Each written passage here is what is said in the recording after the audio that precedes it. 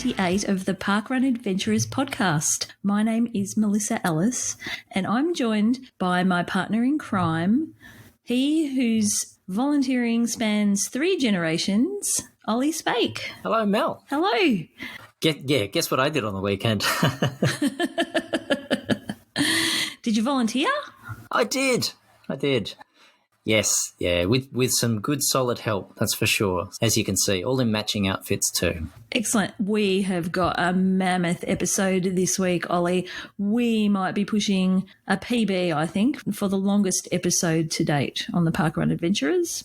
Well, in the spirit of today, I think at least a post-COVID PB, which I think is a bit of a term going around. I hear it a lot, and I'm proud to have set post-COVID PBs myself, so bring it on. I thoroughly encourage everyone out there to strive for those post-COVID, that is post-lockdown PBs, and for everyone that's still waiting for the return, you've got those coming too. And how was your weekend, Olly, though? Tell us about it. It was a lovely weekend. It was a highlight on Saturday morning. I was a barcode scanner, and I sent my eldest daughter, Hannah, out with the camera.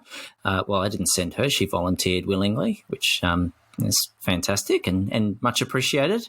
Sent her out onto the course, and I sent Mum down into the puddles. So after the big wet last week, sent her down to enjoy splashing about in the mud a little bit. And I'm just trying to think. I'm not sure if we saw any gumboots out there. We're certainly on the lookout for some. I may have seen one pair, come to think of it, carrying on the fashion sense from last week. But it was a fantastic sunny morning. Shell Harbour Parkrun, tick. Sunny, tick. Oh, no, hang on, that's Imberloch. But volunteering, tick. Great fun, tick. And did I see you did an event on Sunday? Yeah. You were with the Dirty Cheaters. You were hanging out with my mob. I know. It felt a bit special. Feel very fortunate. As with Parkrun, to go to a real-life event was a little strange. And, to go to Run West in Western Sydney, so this was the second running of Run West, was obviously cancelled last year being at this time of year. And I participated in the 12K event. They had a 4K event as well, but it was a little too hard to turn down the opportunity to do a hot lap on the Sydney motorway, and to turn out running through the zoo. I was going to say that. It went through the zoo, didn't it? Yeah, it was pretty cool. The new zoo. Yeah, new zoo. Fantastic little layout there. The animals were all great. And look, one of the Dirty Cheaters, so Mr. Simon Mackley and Mary, who was also there as well, both Dirty Cheaters. But Simon in particular did report back that the animals were actually cheering on the crowd, or cheering on the runners. So you can't get much better support than that. That sounds fun. But yeah, passed through Rooty Hill Parkrun as well. So it was a trifecta. Did you pass any Dirty Cheaters in the zoo? No cheaters. No cheaters. Passed lions. Okay. And cheering gorillas and hyenas. So recommend it. It was just, again, quite unique to be back out there in an event. And of course, you finish up, you sanitize your hands, you whack the mask on and sort of get on the bus and head back. But for that moment, being out there, it was funny to be reacquainted with that feeling. After so long. But yeah, lovely weekend. Thanks, Mel. What about your weekend? How was it? It was really good. My weekends are always really good when I do parkrun and juniors. But so I headed out to event 3 of Puckapunyal Parkrun in the closed military event. So that was really nice. I caught up with some of my colleagues at the event. I got my friend Megan out to do her very first parkrun. I was a little surprised when she agreed willingly, without much coercion at all, to turn up. She lives local to the area, and I said to her, I'm coming down. And she's well aware of my parkrun obsession through social media. So anyway, she turned up with her daughter Maddie, and they were very excited to partake in their first parkrun, embraced it. Oh, that's fantastic. It was lovely to be back on those trails again, with those trails that were my solace last year when I was there for a period of time through the stress of the bushfire season. And I just find that Aussie bush so very magical and relaxing, and I did reflect on the fact that I think that's why I love Amesbury so much, because Amesbury is a very similar setting, very similar Aussie bush setting to what is found at Puckapunyal. So it's definitely my place. Look, that's fantastic. You got to enjoy that. Obviously, given the experiences you've had there, to see it turned into a park run and to get to enjoy that. And yeah, nice to hear that connection with both there and Amesbury. Yeah, and my friend, she's keen. She's going to come back, and she even put her name down on the volley roster. Oh, so proud. She's a natural. I know. She's hooked. Yes. I've got another sucker hooked. Obviously, you've done all the hard yards with your sharing of all of your experiences beforehand. She was obviously convinced well before then. She's introducing me to other people and telling them all about Daryl. Oh, right. And Alice Pell's parkrun. I was like, she was all over it. Well, Daryl is a bit of a celebrity, let's be honest. And, of course, how was Juniors on Sunday? It was good. It was our event number 10. Happy 10th, double digits. Yay!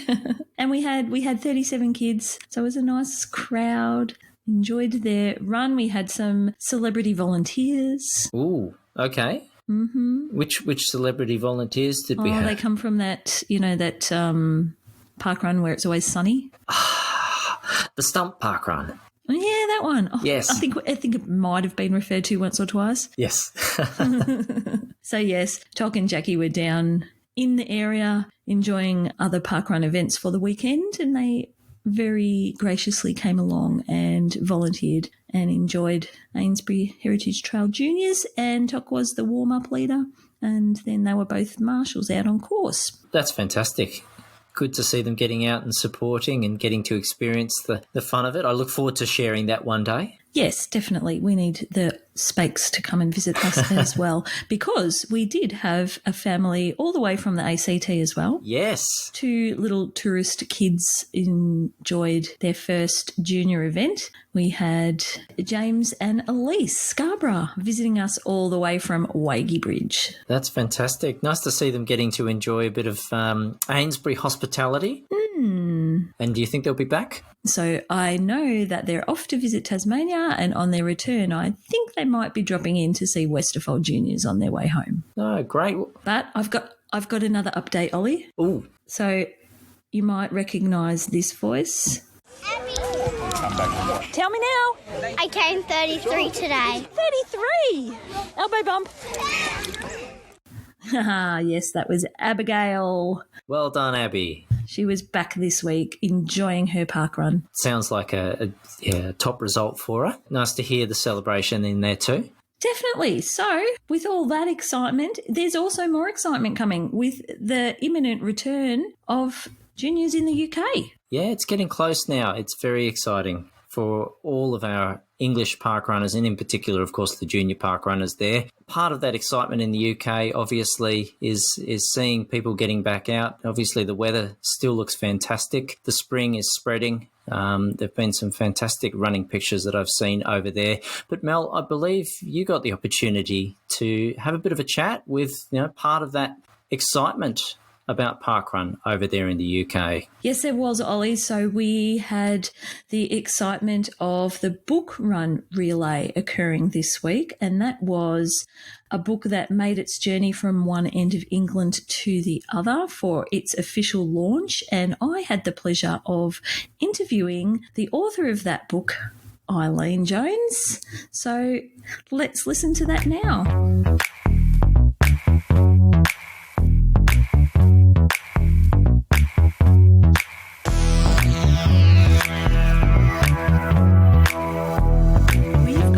Today, Eileen Jones, Fellfoot parkrunner and the author of a new book, How Parkrun Changed Our Lives. Welcome, Eileen, and thank you for talking to us today.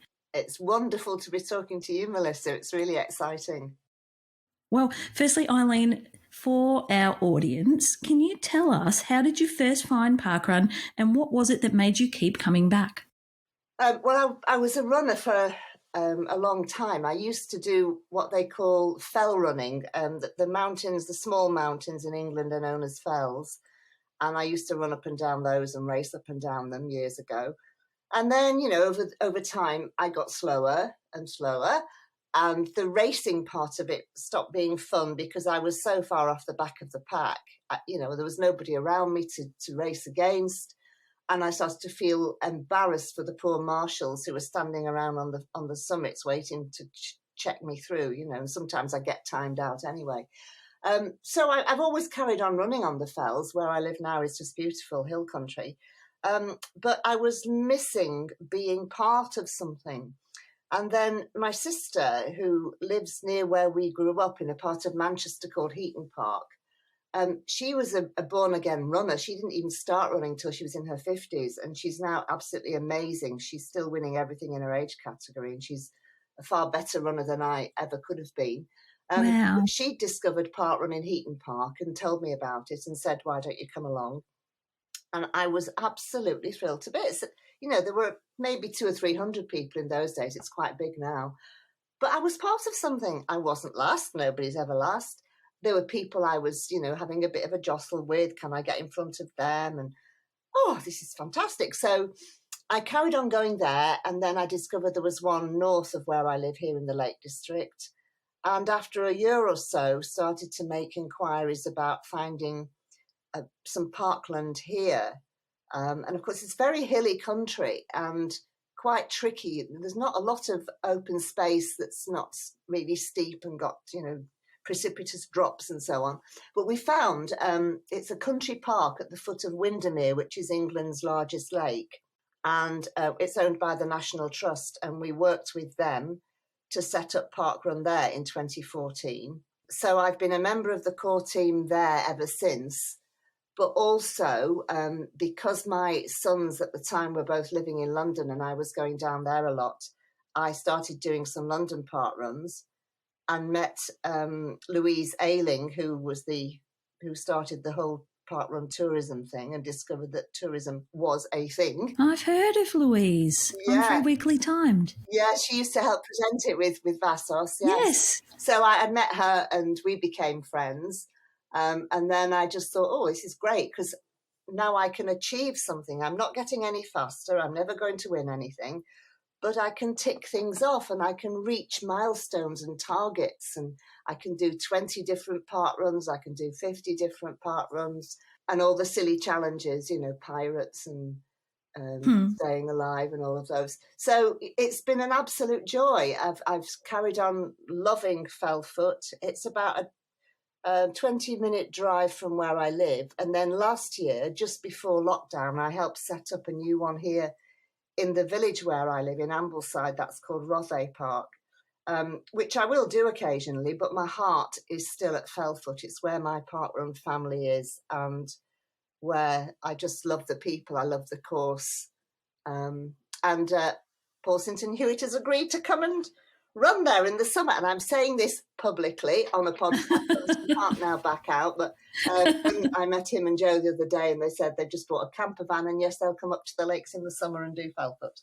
Oh, wow. That's pretty exciting. So I did look up Fellfoot. I saw they're up to 265 events. Can you describe the course for us? Yeah, it's a very, very attractive course. It's 2 laps of a huge meadow, which sometimes has sheep or cattle grazing in the middle of it, lots and lots of beautiful wildflowers, with the lake, the foot of the lake alongside at one side of it. And in between those 2 laps, there's another loop at the top end of the park on gravel paths. Little bit of hill. We call it Cumbrian Flat because here, we're used to very steep hills, so the hills are not really significant. The problem is that in the winter, the meadow and the run out to it gets incredibly boggy, and in fact, it becomes unusable. So we've created a winter route, which is just using the gravel paths at the north end of the park. And it's quite interesting. Our event director is a guy called Ron Edington, and he is got a great imagination and created this fantastic course. It's probably, it's a tiny space, but it loops round and round and you do 4 laps of it and you keep passing people going the other way and going round, and it's really sociable.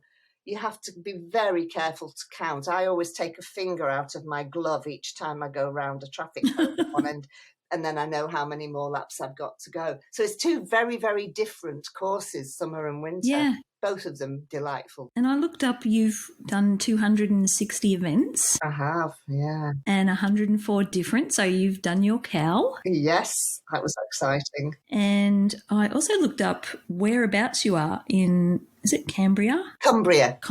Yeah. Okay. So it's roughly, to put it in perspective for us over here, down under, the middle of UK, kind of level with the Isle of Man? Yeah, a little bit higher up than the Isle of Man. We're just below the Scottish border. So the north part of Cumbria actually hits the border with Scotland. So I'm probably about an hour and a half drive from, no, maybe less, about an hour and a half drive from the Scottish border here.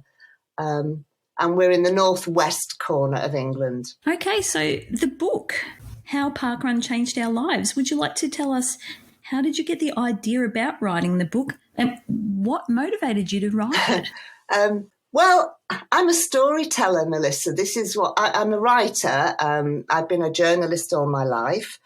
I've only written one book before. That was a long time ago. But I write articles for magazines. I have my own little public relations business. So I write things for my clients. I write blogs for their websites. But I'm a storyteller by nature. So I would go off to all my parkrun, doing my parkrun tourism, and come back to Felfoot and tell the gang there all about my adventures, where I'd been and what the course was like and the people that I'd met and how wonderful was the bacon sandwich in the cafe. And they used to say, oh, you should write all this down. You should write a book about it. And I'd say, no, it's been done. Deborah Bourne wrote that encyclopedic book really about the history of parkrun. And I haven't got time, and I've got to earn a living, blah, blah, blah. And then, of course, a year ago when the pandemic hit, all the businesses that I represent closed down. And very abruptly, I had no income, and very abruptly, I had time on my hands. And at first, it wasn't so bad. It was a beautiful spring, and so I took the opportunity to go and do a lot more walking and running. But I have to be busy. I have to do something. And my younger son kept saying, write another book, you should write another book. And one morning I just thought, yeah, I've got it. I woke up with the opening sentence of chapter 1, which is about, is parkrun a new religion? Can it be seen as a new religion, the way that we all gather together and celebrate and congregate together? And once I got the first sentence, the rest came easily. As a writer, I've always found that's all I need is the opening sentence. So it was a Sunday morning, and I got up really early and sat down and started typing. And within an hour, I got a couple of thousand words down, and I thought, I'm going to do it. Wow. And the rest, it was just so easy. I started to talk to people. I started off because of the religion theme. I started tracking down vicars and clerical people who parkrun. I found most of those on Facebook, and there's loads of them. And then the more I looked into it, the more it was apparent that parkrun was helping people in sort of spiritual and mental ways as well as physical. So I did a lot of research by putting out calls on Facebook among the tourist community. And I had an immense help from a very good friend called Rebecca Robinson, who she's a doctor based here in England. But she went on holiday to San Francisco, and she set a new women's record for parkrun at the Chrissy Fields run. She's run for England. She's a phenomenal runner. Okay. And I was talking to her, and as I say, she's a doctor, and knew lots of people who'd done research about the benefits of parkrun. And she, in about a space of about 20 minutes, I filled a notebook with people. She said, oh, you must talk to so-and-so, you must talk to so-and-so. So that moved on the whole health and well-being aspect of the book. And at some point I got in touch with PSH and said, look, I'm going to do this and I'd really like your cooperation. And he said, yeah, what do you want? So when I wrote the chapter about him, I sent it to him to check that it was okay, that it was on the right lines. And he just sent it back and said, yeah, you've captured it all beautifully, which gave me a lot of confidence then to carry on. And it was just a joy. Every single sentence that I wrote was a joy. I was writing about this thing that I love so much. And everybody wanted to help. Everybody wanted to cooperate. Everybody wanted to tell their stories. And their stories are wonderful ones. They are just uplifting and inspiring and funny. It was not difficult to write. It really wasn't. Do you have a favourite story in the book? Or a couple that stand out that you would like to share? Yeah, lots really. But of our group at Fellfoot, we had this couple who came along to the inaugural event, Conrad and Josie Slater, and they take turns each. One of them usually volunteers and the other one runs. In Josie's case, she normally just walks now. But they have been absolute stalwarts. They are 85 years old. Oh. And when they celebrated their diamond wedding anniversary a couple of years ago, that's, being married for 60 years, they ran the parkrun together and crossed the finishing line holding hands. Oh. And, they just are so full of joy and love, and they love being there. They love coming to the cafe afterwards. And they love the fact that all the younger people just include them because they're parkrunners. It doesn't matter what age they are. That epitomises it, doesn't it, really? Absolutely does. Yeah. And then a guy I haven't actually met, I've only spoken to him, but I will look forward to meeting. A lot of these people I couldn't meet in real life, of course, because I was writing this during the pandemic. A blind chap called Dave Williams, who just sounds like the most positive and enthusiastic person you can imagine. And he told me his story about how he took up running and lost loads of weight and got lots of confidence. And he has a guide runner called Rebecca. And Rebecca is dyspraxic. And he said she sometimes can't tell her left from her right. So he said, between us, we're a right pair. So wonder we ever get round a course at all. So stories like that, that make people laugh a little bit. And and then a guy up in the northeast who runs with his twin sons in a buggy, and one of them is autistic and likes lots of bright colours and likes dressing up. And so they dress up every week in different costumes. And this boy nearly always throws his shoe out of his pushchair. And his dad used to go back and pick it up, but then now he doesn't bother because he knows somebody along the way will pick the shoe up and return it to him at the end of the run. Just, families doing it together. One of my friends who is a fell running champion, a guy called Ben Abdelnour, and he went along thinking, what on earth is parkrun going to do for me? I've got the fells on my doorstep. I can run up and down hills. He does, literally run up and down hills before breakfast. And he got absolutely hooked the first time. He thought, this is great. And he found himself being beaten by 12-year-old kids. I could, not that it matters, gritted teeth. And We've all had that experience. Absolutely. So yeah, at every end, every age range, every ability range, there's just wonderful, wonderful stories. Yeah. I don't think there's many other organisations where interaction that can span so many generations can happen. Oh, yeah. That's what parkrun's really unique. Yeah, totally. So people, over 65 can be, enjoying the company of under 11s. Oh, yeah. And mixing and interacting, and, that just doesn't usually happen in different. Oh, I think you're right, absolutely right. I can't think of any other field of life where people come together like this and so regularly. And, you get people going to music festivals, you get people who go to theatres. Yes. But these people also like music and they like theatre and will do that as well, but they come together from all different walks of life and with all different backgrounds. And, you can be running alongside somebody for weeks and weeks before you realise that they're a great musical theatre fan, Melissa Ellis. So I saw your profile picture was that green face and I thought, here's somebody who likes musicals. Yes. So, can I quickly tell you the story about that? Yeah. Please. During our pause here in Australia, I created my own home parkrun, and every week we would have a different theme, and it basically was to keep us motivated as a family. And I've got an 11-year-old, so that engaged her every week. It gave her something to look forward to because she was stuck at home studying, very isolated.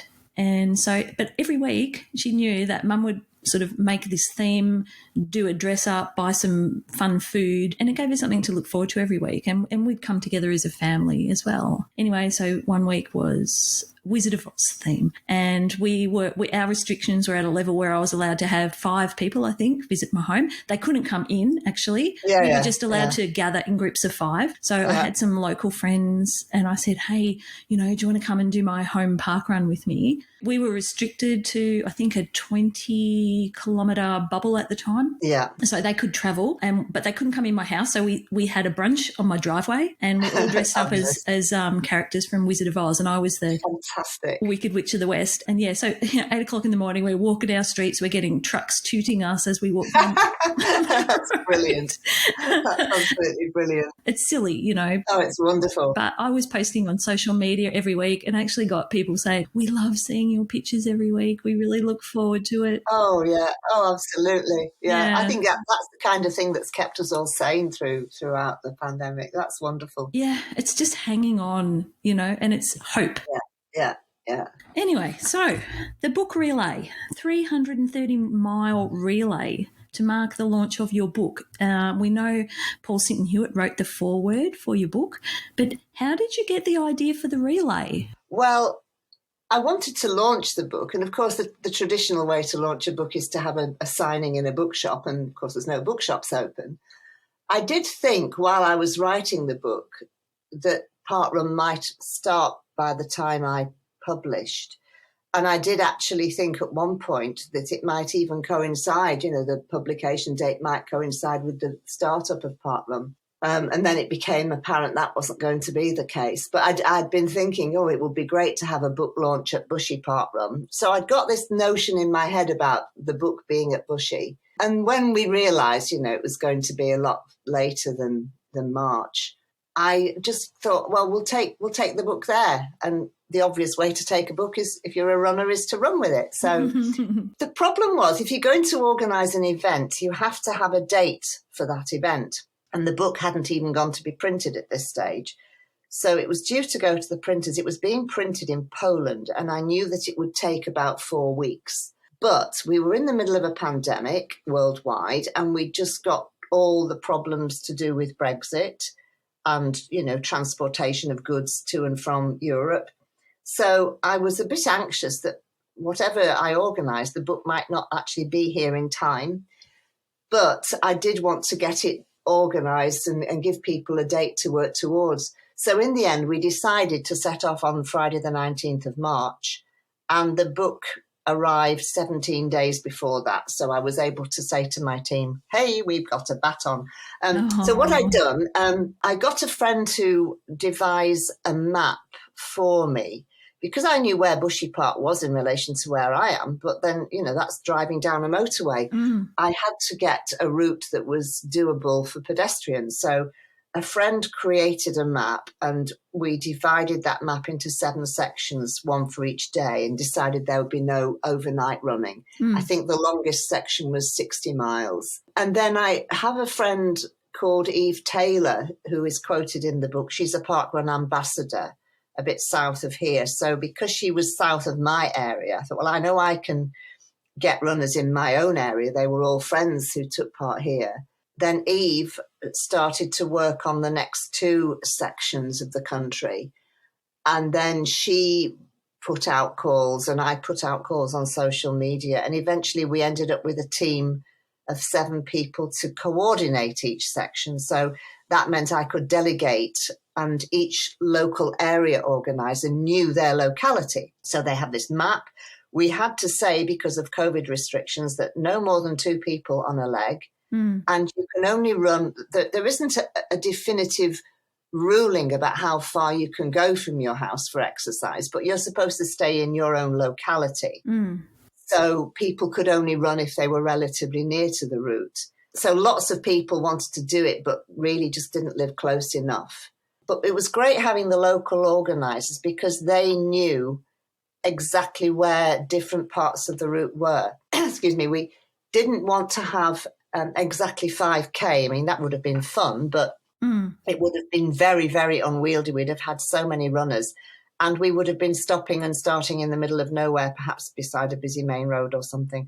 So it was just looking for venues which were natural changeover points, a village square, a town centre, a church, a car park. And then people volunteered to run different distances, 10, 11 miles or even just 1 mile. And somehow or other, we put the whole thing together. And then just before, it was about a week or so before we were due to set off, a guy called James Thurlow, who has a tracking business, offered the loan of a GPS tracker. So we were able to create that interactive map, which was a very cohesive feature, to be honest. It really brought the whole community together in different parts of the country so that everybody could watch the progress each day, following this little dot moving down the map and seeing where the book was up to. It must have really given people, a lot of enjoyment to be a part of it, but then to, be invested in the journey. Oh, Melissa, I cannot tell you how astonishing and how humbling it has been that I knew people were, we're happy to sign up and do this. They were overjoyed. I saw so many photographs of smiling faces. I got so many messages back saying, thank you so much for letting me be part of this. And I said, thank you. You're the one that gave up your time. You're the one that went to all this trouble. They just loved being part of something again. It's been missing from their lives. And it means that, parkrun really is about community and being together. So I felt as if I knew these people. I was 300 miles north of where they were, but I was invested in their performance and their ability to turn up and do what they were going to do.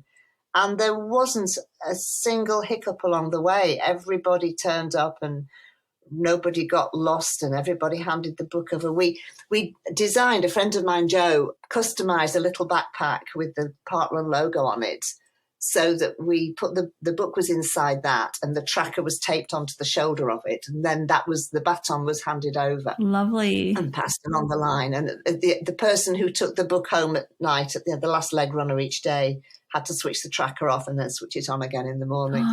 And so when because I'm working to promote the book on behalf of the publishers, I'm officially allowed to travel. So I went down to London to see the finish, and I was in Bushy Park, met Paul and Joe for the first time, which was, exciting in itself. Oh, yeah. And we were watching the progress of the last leg runners, Chris and Sophie, who were getting closer and closer, and we were following on the map, and we could see where they're in Twickenham, they're nearly at the park gates. And then the entrance to Bushy that they came in is this long, very, very long, straight pathway leading up to the fountain in the middle of the park. And it was just spine-tingling. We could see them in the distance moving towards us. And when that rucksack arrived, and it was placed on the ground so that Paul could pick it up. And the point where they put it down was the original start line of the very first Bushy Park run. It was just magic. And I couldn't believe that these people had all come together to create something like this. It was just wonderful. And you created that? Yeah, we created it. I mean, okay, I had the idea, but, it's all very well having a grand idea. Oh, yeah, it takes a village. Yep. Yeah, absolutely. Yeah. Oh, fabulous. One thing I was wondering was, any of the people that you interviewed for the book that are, the stories, were any of those people part of the relay? Yes, they were. A vicar, a curate, he's at a church in Lancaster, which is south of here, a guy called Matt Gilder. And he was one of the clerical people I interviewed in the book. His story is a fascinating one. And I got in touch and said, day 2 of this relay is going to start in Lancaster. Are you interested? So he was thrilled, of course. So he got his dog collar, his clerical dog collar, and wore it underneath his apricot vest. And he set off on day 2. He ran 11 miles. I did say to him, do you want me to come and pick you up at the finish and drive you home? No, I'll run back. I'm training for a marathon. So he passed on to, I can't remember who the next runner was that day. Eve Taylor, whom I mentioned, the ambassador, she was one of the final day runners, I think day 3. Who else was there that I'd already met and interviewed? I don't think there was anybody else that had actually appeared in the book. Obviously, on day 1, a lot of my fell foot colleagues were there, so they do appear in the book. Yes. I was running on leg one with a woman called Sally Ann Lambert, who sadly has been stuck on 99 park runs for a whole year. She and I were going to go away to Wales to do her 100th, and it had to be cancelled because of lockdown. Yeah. So she was on, she's in the book. Jo Jackson, who has been my companion every Saturday through lockdown. We've run from a different bridge somewhere and done a not park run together. She was on one of my legs. And then Karen White and Andy Leatheran from Fellfoot, an amazing fell runner, a legendary fell runner called Selwyn Wright. He ran a section. Oh, we also had on our first section a world champion, a friend of mine called Sarah McCormack, who is currently the world mountain running champion. And she ran one leg with her partner, Paul Tierney. And he's an interesting ultra runner.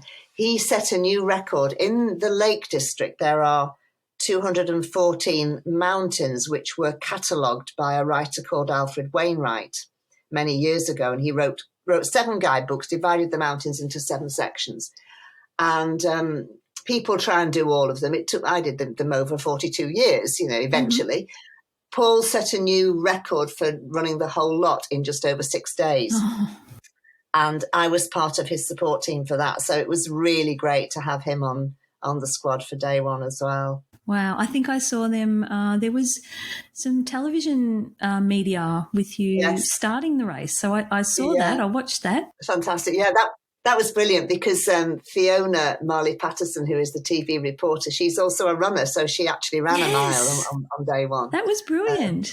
And thank you, Pippa. Thank you, Pippa White, for sending me that link to that footage. Yeah. Tell me, Eileen, did you take an extra book to get PSH to sign for you? What a good idea.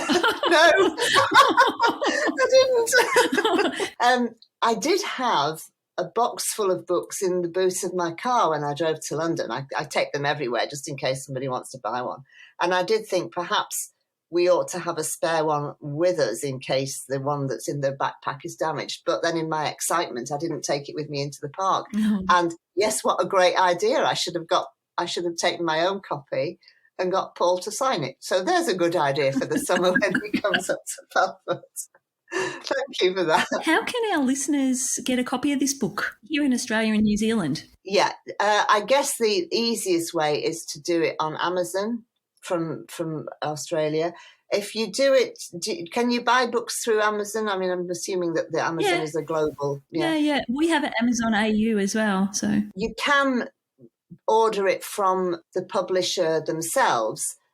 I imagine the cost would be quite expensive. I don't know how much it would cost via Amazon.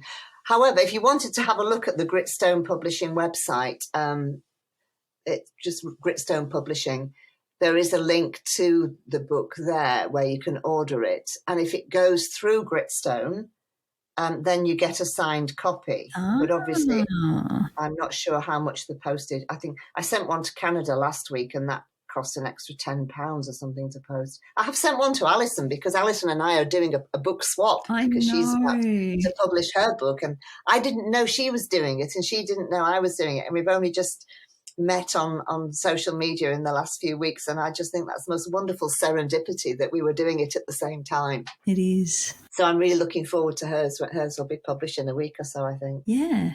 Eileen, there's one last thing we like to ask all of our guests, not including your home park run. Yeah. Can you tell us your top 3 favourite park runs and why? Ooh, right, okay. Number 1, without a shadow of a doubt, is in the south of England on the south coast in Cornwall, and it's called Mount Edgecombe. And I write about it in the book. It was the most beautiful day. I'd organised a little holiday for myself, travelling along the south coast with a park run at the beginning of the holiday and a park run at the end of the holiday. Because why else does one go anywhere these days? And everything about it was perfect. The weather was beautiful. You'd take a little ferry across an estuary and land in the grounds of a beautiful stately home. And the route suited me as a hill runner. It went very, very steeply up through some beautiful woodland. You came out of the trees with this view of Plymouth and the Drake's Island. and then the most glorious fell runner's descent through the woods. And everything about it was perfect. I think my second favourite is another hilly one, the hilliest in the UK, probably the hilliest in the world, at Winlatter Forest, also in the Lake District here, maybe about 20 miles from where I live. And it's got the most ridiculous amount of ascent. It actually starts at a point lower than the finish. And the first half mile is all downhill, so you can imagine what the rest of it's like. Mm-hmm. But it is beautiful. The scene is one where runners often stop as they come out of the trees and see the view of the mountains. They stop and take photographs, and nobody's going to get a PB on Winlatter anyway, because it's just so extreme. Number 3, there's a hard one. I did love very much one on the east coast of England, near a place called Bridlington at Sewerby Hall, where you ran out along the cliff tops and then also around the back of a stately home. I like park runs that have got a bit of different scenery. I like very much the London ones, Brockwell Park, Tooting Common, Mile End, Gunnersbury. I have done Bushy, of course. And this week when I've been down in London, I was staying overnight in Teddington, just near the entrance to Bushy Park. So, of course, yesterday morning I had to go and run 5K around Bushy Park. Yeah. Well, I mean, it would be rude not to, wouldn't it? So I could go on forever listing ones that I've loved. I don't think there's only been one I didn't enjoy, and that was where I twisted my ankle or pulled my Achilles or something partway through, and it was just an agony to get to the end, and I had to get to the end because I was on target to do 50 park runs or whatever it was, so I had to finish it, but it was really painful, but otherwise every one of them has been utter joy. Oh, that's fabulous. Well, thank you very much for spending the time to share your book and your journey with us, Eileen. It's been really engaging to hear all about it. Half an hour isn't enough time to talk to you. So hopefully in the future we may get another chance to have a chat. But thank you so much for coming on to the Parkrun Adventurers. Thank you, Melissa. It's been an absolute pleasure.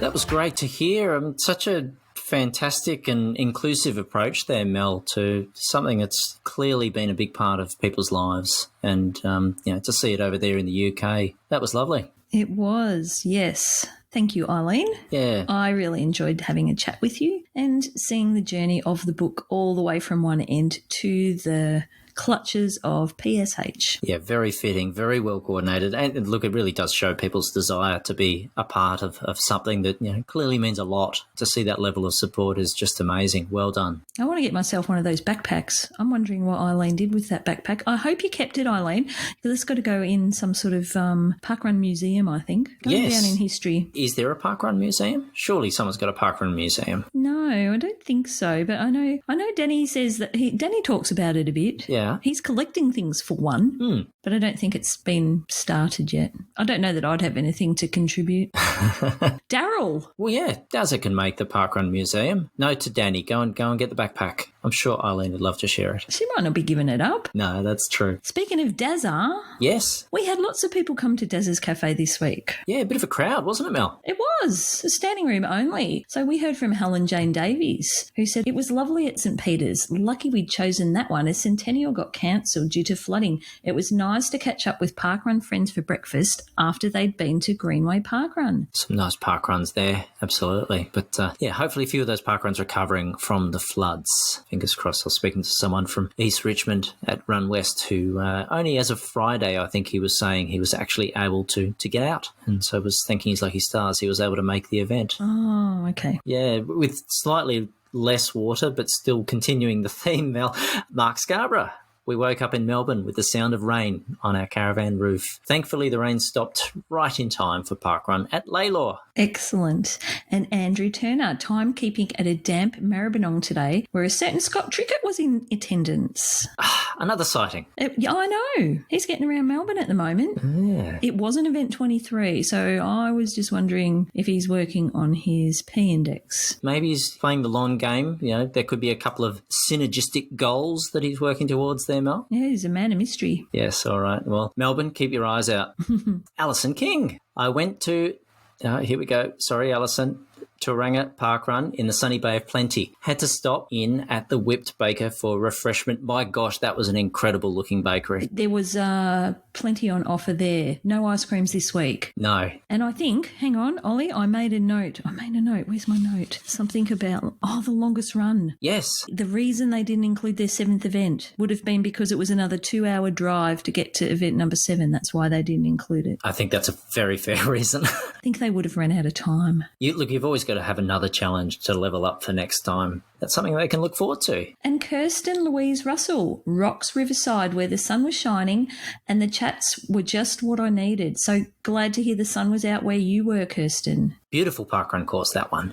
Jenny Reedman tried out my new pineapple-coloured 10th birthday of parkrun in Australia ID ban at SS Cooper Trail Parkrun and bagged my 11 on the Wilson Index. Now I'm sitting on 18. That's a level up, and nice to see the wristband make an appearance there. Yes, that's great. And, 18's not a bad number for a Windex. But, Zoe also received her pineapple-coloured wristband. It's yet to be used. She was a no-show this week at Parkrun, but okay, it's going in the suitcase for next weekend's holiday. Yeah, it needs a sunny location. Yes. And Jackie O'Connell, Victorian statesman again at Peppertree Parkrun. Nice run playing leapfrog with Brian Alison, who was doing a walk-run program. He could run a lot faster than me, but I kept catching him on his walk breaks. Thanks for the encouragement to sprint to the last section, Brian. Nice. Well done, Jack. Statesman again. Congratulations. That's impressive. And then Amanda O'Reilly adventured to my home parkrun at Westerfolds. First parkrun there in 12 months. Was great to run those hills again. There's always something nice about coming back to your home parkrun, Ollie. Especially if there's a hill or two. And Bill Eldridge, I took my wife out for her first ever parkrun at Mawson Lakes, and we had so much fun with so many friends with us. I like Mawson Lakes. I was there on New Year's Day. Val Warwick, yes. Volley marshal and photographer at home, Devonport. We began in pouring rain after a thunderstorm had woken everyone at 4 a.m, but that rain passed and we had a rainless event after the first 5 minutes. Oh, glad to hear that, Val. It's funny how often the rain just clears up for that half an hour to an hour at 8 o'clock or 7 o'clock if you are in those states where it starts at that time. Or 9 o'clock, yeah, that's right. Yes, down in Tassie, true. And for a long time we always used to say, look, always clears for Shell Harbour Parkrun at that time, but eventually it stopped doing that. And our friend from over in the west, Cameron Drake, managed an adventure all of 15 minutes away and enjoyed a long black so hot I couldn't drink it until I got home. Oh, coffee report. Very good. Ingrid Botha. Came today. No photos, but I do have a witness who saw me run up at least one hill. But the big achievement is that I beat my secret parkrun nemesis. Off to the border for the next 2 weekends to catch a W or two. Ah, she's got plans up her sleeve. I think so. Do you have a parkrun nemesis? I did have a parkrun nemesis, but distant memory now. Distant memory. Do you have one, Mel? I wouldn't say it was a nemesis, but when I first started, when you're first trying to do parkrun and you're challenging yourself and there's that person every week that just runs that little bit faster than you and you're always sort of trying to catch them. Yep. At first I had this lady that had this really long, dark plait and she was my mark. And then I had the apricot shirt lady. So bless them. Thanks, guys. Thanks for all that encouragement over the years. You'll never know that I chased you for so long. It's all the more special for that reason. And Tony O'Connell, Brekkie at Peppertree. And thanks, Took, for the photo of your breakfast. Yep. It looked very yummy. That's what makes it such a nice cafe. There's just so much nice food, nice coffee. Correct. Well earned, that one. Well earned. And Janet Lewin-Reed. Beautiful drizzle here at Lochiel. Happy Parkrun Day, everyone. Thanks, Janet. And Bruce Purdy enjoying a massive mug of flat white at Hamilton. Another photo of a big coffee. Yep, I love the coffee reports. Jodie Maisie, Brendan Peel, and I did Avondale University College Parkrun. It was such a lovely parkrun. It was a star-studded event there from what I could tell, Ollie. I clicked to see how many people ran there, actually. They had just shy of 250, I think, and I was running my eyes down that list thinking, ooh, there's some who's who of the tourism population at that parkrun. Yeah, it was something else. It was obviously a well-supported launch. Great to see. It always means a lot to the region of runners there, and obviously with the Dodfather out there heading that passion. What did they call it, Mel? I think they called it the Weet-Bix Parkrun. What? And they called it the Weet-Bix Parkrun. Did they? That's right. I didn't listen to the audio. Was that referred to in that? Oops, I'm outing myself here.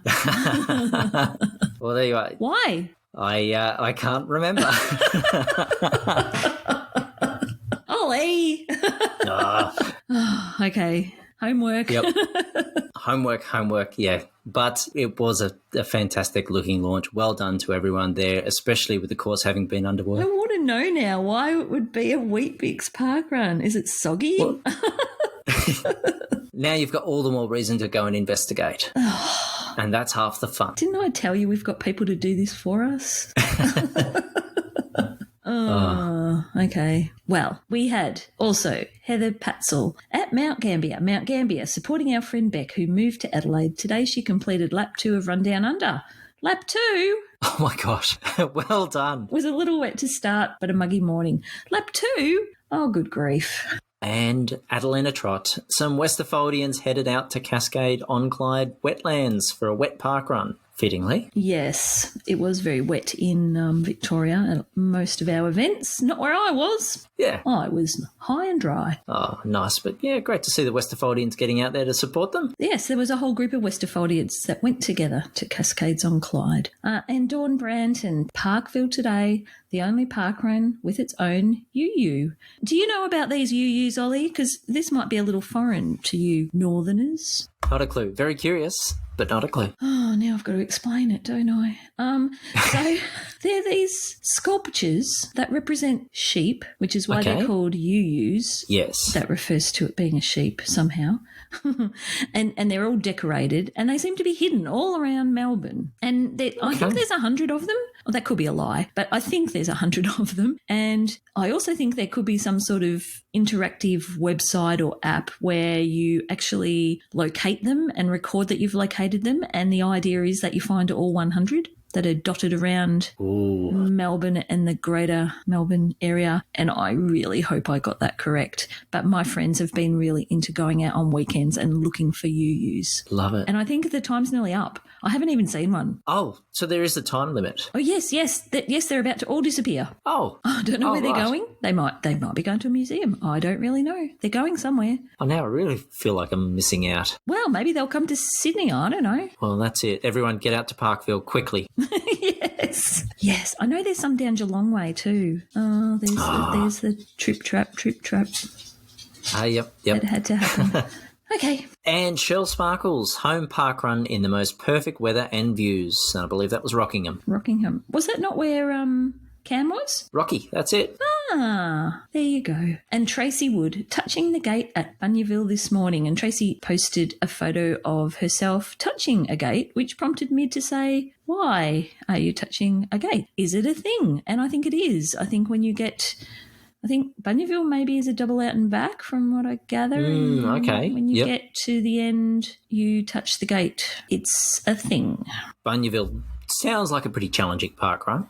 Is it something that's synonymous with those more challenging parkruns? Because I'm pretty sure I remember the gate at Wildflower. Not at the top of the most challenging hill, perhaps, but I think I touched the gate there too. Okay. But now I'm really curious. So, yep, Bunyaville on the list. I'm sure Tracy will let us know. And we had Steve Batesta. I was RD in Cairns this week, so ran just after 5 a.m. over our course. Couldn't see a thing for most of the first kilometre. Next week starts 3 Saturdays of touristing. Good work, Steve. And I'm glad you didn't hit anything. Yeah. Next time, take your headlamp. And Wendeline's PB for a Warrigal course. Yay, Wendy. Well done. And friend of the pod also, Errol Poole. Fine and sunny at Palara. Excuse the pronunciation. I probably got that one wrong this morning in southeast Queensland. Yeah, look, it's been great to hear that good weather back finally after a pretty rough time for everyone there. Yes, and I did say to Errol, I think we need some sort of report from that parkrun. It's not one that I'm familiar with or I think I've ever heard mentioned before, so bit of a mystery parkrun. We need to know more. Well, that makes me feel better. Please tell us, Errol, or anyone else that wants to travel out there, of course. Well, Olly, what an epic part 2 of the longest podcast in the world.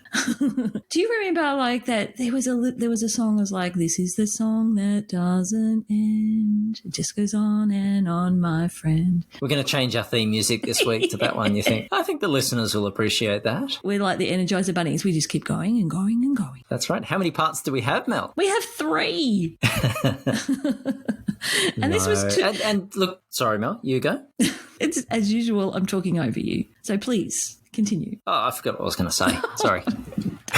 I've done it again. So have I forgotten. So yes, this was part 2, and now we will transition into our roving reports, Olly, because we heard from a plethora of our roving reporters out there, and Olly, you've done an interview. I've done an interview. That's right. Because look, what's not lost on us is that there are a few things going on, Mel. There are a few. Yeah, I don't know if you'd call it too much. Okay. You just need to take it in moderation, I suppose. So look, everyone, if you need a drinks break. If you want to just stop your run, save this for tomorrow's run. Pause now.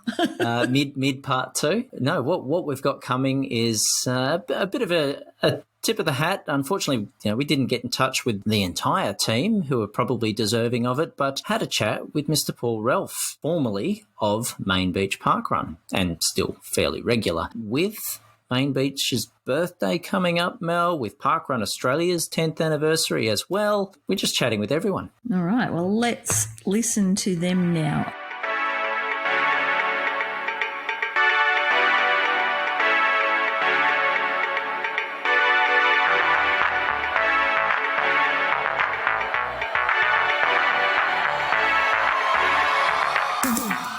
Our guest on the podcast today is one of the very familiar faces to many who have joined Main Beach Parkrun over a big chunk of the last decade. Whether you know him as the former ED for Main Beach Parkrun or taking on the parkrun course in one of many brilliant costumes, welcome, Paul Relf. How you going, Olly? Yeah, I'm good, thanks, Paul. How are you? Yeah, good. Just all sort of starting to sit back and watch other people organise an anniversary parkrun, so it's a little bit different, but yep. I'm all good. Yeah, a little more removed this time. It is an exciting time for Main Beach Parkrun. It is, and it's that they've got a new ED, and he's all excited and taken the big role of the 10th anniversary run this weekend. Look, and it's an anniversary you've clearly enjoyed a couple of times at Main Beach Parkrun. So when did well, actually, take us right back. Take us back and tell us how you first discovered Main Beach Parkrun. Oh, a long time ago, back to 2013. So a bit of a long story to get started, but I was always a runner, but my wife wasn't. She was the gym junkie.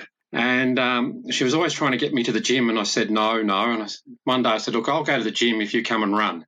And she said, well, you need to find something that I can do regularly, but only a short distance. So onto the old Google and up pop Main Beach Parkrun, believe it or not. But she sent me down and she said, you've got to go down and see what it's all about before I take the plunge. So I went down, so it was December 2013, and I like to get there early, so I was always early, and I'm in the background hiding away, and Libby Maxwell, who was the event director at the time, spotted me and just came over and just started, introduced herself, had a chat, this your first time and all that sort of thing. And, that straight away, before I'd even run, I knew I was going to be hooked at it just because the way I was welcomed in by Libby. And before you know it, the other RDs there at the time, Julie and Wendy, who are still RDing at Main Beach, and Liz and Roger, they were all took me under their wing, and as they did every new person back then, just a quick chat. And as I say, before I knew it, was hooked. And so was my wife. Had her there the next week, and believe it or not, I still go to the gym and she still does parkrun. So you're part of the family straight away then? Yeah, well, that's sort of what the parkrun is, and it's the way I've seen it with the majority of people. Doesn't matter what parkrun you go to, they all seem to chat to the newer people and just sort of take them under their wing. If the new people want, sometimes they don't want that. They just want to stand to the side. But, yeah, that's the way it sort of seems to me. Yeah. And did it take you long to try a few of the volunteering roles and to find that RDing experience to your liking? Well, I initially started pacing. Okay. After a couple of weeks, so I was talking to some slower people, and I ended up pacing them. And before I know it, I was the balloon man back then, because I used to take balloons nearly every week. And then a few things happened, and I didn't pace that often, and I thought, no, I've got to give back a little bit more. So I started doing the other roles, just the simple barcode scanning or marshalling. And I guess within 12 months, both Zoe and I ended up as run directors, more a tag team. So, yeah, just did a few of the other roles first, and just then, as I say, Libby and Wendy and Julie approached us, both Zoe and I, and said, you want to have a go at it? And I've just gone, yeah, I'll be in this, something different. And then just sort of flowed along, enjoyed that. The next progression sort of was about 12, 18 months later. Libby moved house and ended up closer to Mudgeeraba Parkrun, and it was just a bit too far for her, and she said she was going to hand over. And before you know it, I was the one that ended up as the event director. Aha. How did you find being an event director then?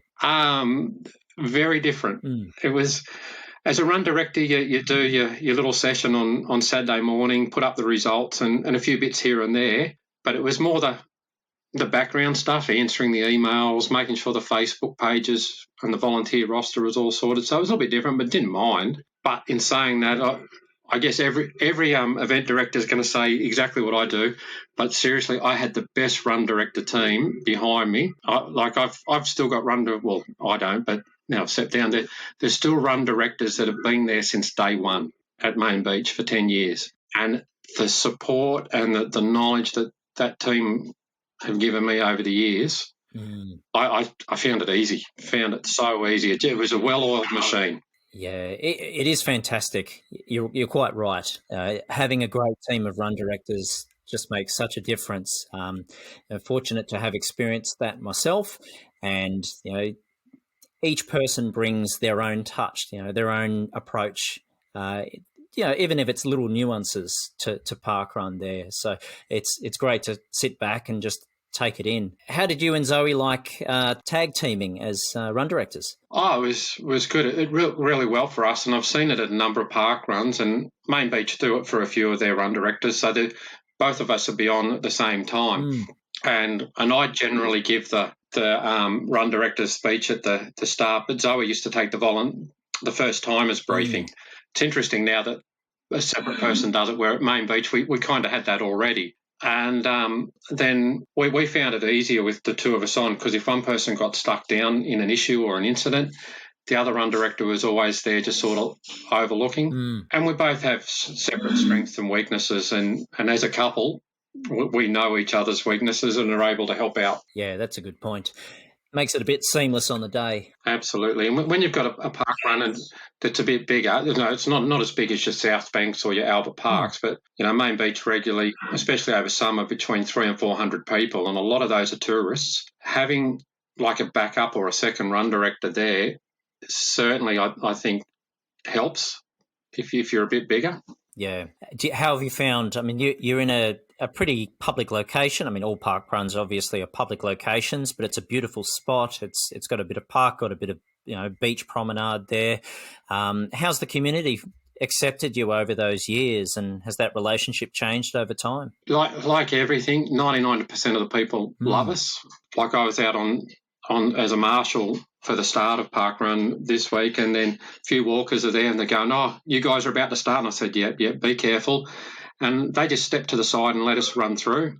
But there's always one or two that aren't fans of parkrun for whatever reason, and we try and chat to them to bring them around. We've brought a lot around that were anti-parkrun that are now parkrunners, but it's the majority of people love us, yeah, or accept us, and I think that's everywhere. Yes, yeah. they realise we're there for the same reason they are, and that's to exercise and to enjoy the parklands that we run parkrun through. Yeah.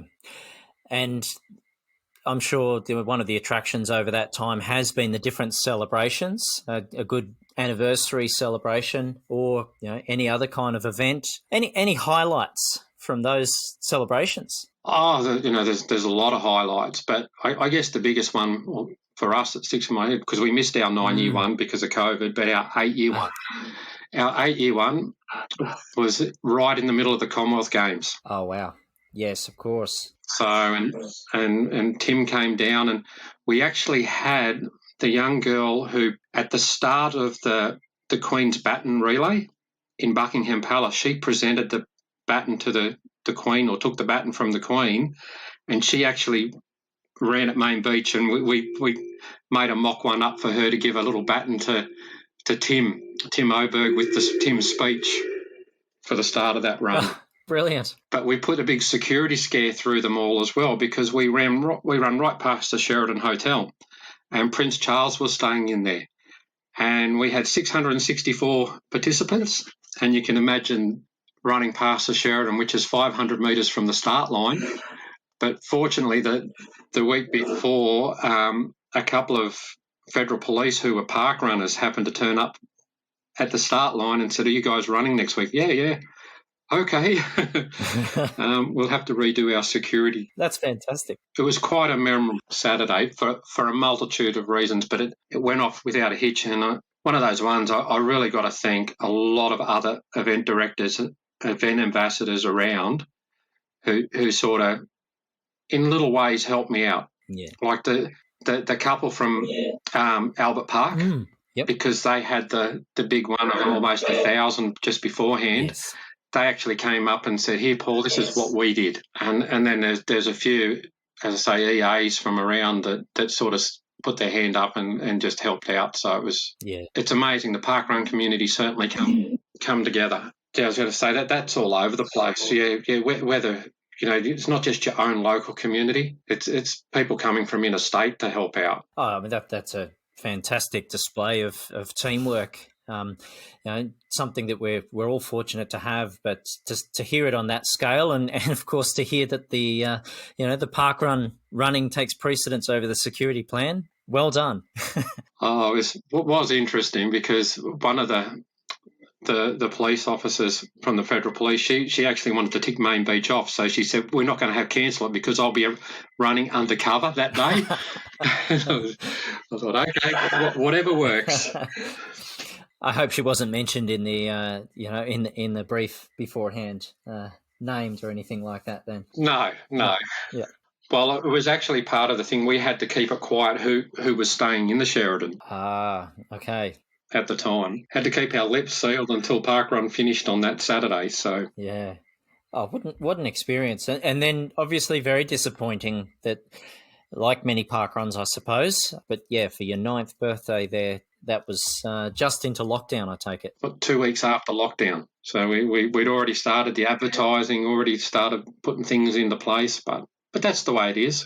It could have been worse. That's right, yeah. And how has the return from COVID been for Main Beach? Yeah, good. Like all, we're back. Well, I say we're back. They're back. No, we're back, strong as ever. It's almost as though we didn't have a break, which was good for me, because I always said that I was going to step down, or not step down, I was going to review my position after 5 years as the event director, and the team was strong and had a couple of people that could have stepped up, and I just had a chat to the run directors team and said, "I think it's time for me to step down, and who wants to have a go?" And Martin just jumped at it, and he's certainly filled right into it and looking forward to what lies ahead. Oh, that's fantastic. Again, great to have that good support. We did notice, of course, that it was a very regal transition of event directorship. Can you tell us a bit about that? Well, it actually stems back from when I took over. Libby did exactly the same process for me. So the dressing up as with the crown and the cape, and handing the crown over to the new event director to move forward. So, a bit of a showmanship and a like an official handover day. So yeah, a bit of fun and a bit of theatre for the parkrunners. They love that sort of thing, I guess, and I love it. Oh. For those that know me, I'll dress up, more commonly known as the Flash, but I've got a Power Ranger outfit. Where's Wally? Santa Claus. It continues. Excellent. Well, yeah. Well, firstly, which colour Power Ranger are you? The pink Power Ranger. Now, fantastic. The reason for that, there is a reason. It was the only one with a courtesy skirt. Okay. Now, you've got to think about that more. Most of the other Power Rangers ones are tight-fitting outfits. So out of the goodness of my heart, that one's got a courtesy skirt for everybody else. They don't. That just works. Yes. Yeah. They don't need to see Matt Shervington too. Excellent. No, well, a bit of thought for the fellow park runners. That goes a long way. Good thinking. Yes. Yeah. And did you also mention, was it Gandalf? Yeah, Gandalf. That was a tough one to pull off. There was a theme we did a while ago, and it was for a magic one, and it took me 9 months to grow the Gandalf beard. So you grew a real beard. I actually planned that one out, and for 9 months, grew the beard, because I can grow a fairly decent beard, and in 9 months it was well worth it, and it was a magic theme. So I had the Gandalf outfit, and Zoe was all dressed up in her witch's gear. So and a lot of Harry Potter people there that day. Yeah, I love themes. I try not to have too many because I know that some people get carried away and spend a lot of money, or other people don't like it. So I've always only ever tried to have 3 or 4 themes a year maximum. But I love it, and if another parkrun has a theme, I do my best to get there. Now that you mentioned that, you have visited a few parkruns. I should ask, any highlights? Do you have a top 3? Any highlights? If I pick too many, if I single anybody out, that the others will be all over my case because I am an event ambassador now and looking after a lot of the ones on the Gold Coast and a couple down into northern New South Wales. So they're always highlights to go and see. I've done a few, and I've done St. Peter's, and I've done Ginninderra. It's like, I'll speak of Ginninderra. It was 1 degree, so they all thought it was a heat wave. And when you come from the Gold Coast, because middle of winter, but it was just straight away they realised Zoe and I were visitors, and they said, "This is where we're going for coffee afterwards. Come and join us." And it was the same at St. Peter's. It's the same everywhere, but just the way that we were treated there. And they didn't know that where we were from or anything when they offered us, and it was just a great time after it, if you know what I mean. The coffee afterwards. I love that about parkrun. I live more for that than the actual run or the volunteering, to be honest. Just the social chat afterwards. Yeah, I mean that's such a big part of the morning, and it just spreads that community feeling, doesn't it? Yeah, and the way that they grab the tourists at most parkruns and say, "This is where we're having a coffee," and they put it in their first timers brief and their run brief that these are the local coffee or cafe places we all go to. So yeah, most places are like it. I remember the first time I ran at Coomera Parkrun, which is on the coast. They were the same. Just this is where we meet at the local coffee shop. So you've been an event ambassador for some time as well. So have you found that experience? Yeah, a bit different. So 2.5 years as an event ambassador. You spend a little bit more time away outside of parkrun helping out. Like when on a Friday afternoon, there's a bit of a panic. So sometimes for whatever reason you get the phone calls, or Saturday from around lunchtime when somebody can't upload. It's just a different set. I love it. I enjoy it. It's a bit of a challenge. Trying to remember how to edit results when you're not in front of a computer, and then you're stepping someone through how to edit. So that's a challenge, but it's enjoyable. About 6 weeks ago was probably the toughest Friday I've ever had as an event ambassador. We're looking for event ambassadors on the Gold Coast. I'm the only one at the moment for reasons. So there's about a dozen to 16 parkruns in the area that sort of, not that I directly look after, but sort of look to me for advice at times. and Brisbane had the shutdown. And so all the Gold Coast events sort of were worried, what do we do? Brisbane have shut down for COVID. And I spent a good whack of my Friday just stepping through the processes and helping the guys make decisions on whether they should or shouldn't run. We had 4 make the hard call of cancelling, and others put in a few extra processes around for the COVID. So it was a challenge, and I'm up for the challenge. I love it, but it was just a different sort of day. Yeah. Well, it has been a very challenging time, certainly with the extra restrictions and the things that we do need to manage around that for everyone's well-being. But, yeah, you're quite right. I mean, a little bit of help goes a long way in those roles. So it sounds like a role you'd recommend. Oh, absolutely. Absolutely. And as a general rule, parkrun liked you to only have a maximum of 5 events to be an event ambassador for. So normally you don't have too many to worry about. And, you know, there's always the support. There's other event ambassadors, and you've got a regional ambassador that provides guidance. I'm lucky. Not only do I have my regional ambassador, Nikki, although she's based down just south of you, actually, down in the Wollongong area. Yes. But I've got a few up here that are Rhonda and a couple others that if I can't get on to Nikki, they're always good for a chat. And again, it comes back to we all help each other. Oh, look, that's fantastic. That being said, even as an event ambassador, I've gone to run directors for advice. You know, that don't always have to go up to get help. I can go down because a lot of people know a lot more than me. Yeah, and a lot of people have the passion and are willing to give their time to help out, you know, their community, their parkrun community in particular. So you're quite right there. You know, there's a wealth of knowledge and a wealth of, I think, good nature and support there when you need it. Paul, I wanted to ask, I mean, you're approaching, if I'm not mistaken, 250 parkruns yourself. So have you any plans for that milestone? I'm actually gutted at the moment. You've got me. So I'm on 241, I believe. Yes.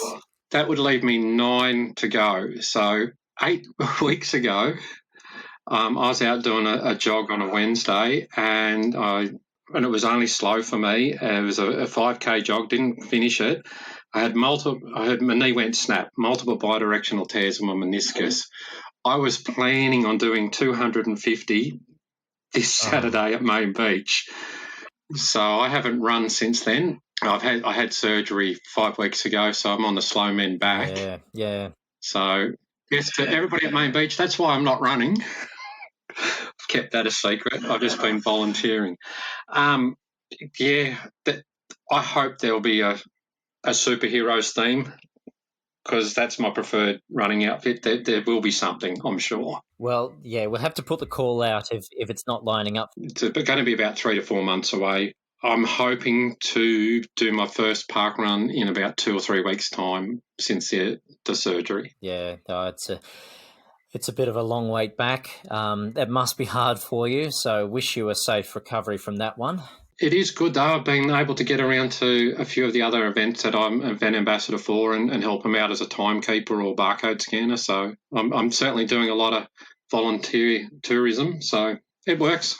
Fantastic support. And look, fantastic support clearly from you and Zoe, from your time in your event director role at Main Beach, and really as part of the community by the sounds of it. Congratulations and thank you to Martin and obviously to Libby before you all and the whole team there. It's an exciting time. So will you be there for you'll be there in the volunteer ranks on Saturday? Absolutely. I'm timekeeper on Saturday, and I've already sourced my Hawaiian theme outfit, so I'll be all dressed up, ready to go in my own special way. I wouldn't be missing it for the world, Ollie. Definitely wouldn't be missing it. Excellent. Well, we look forward to seeing the photos.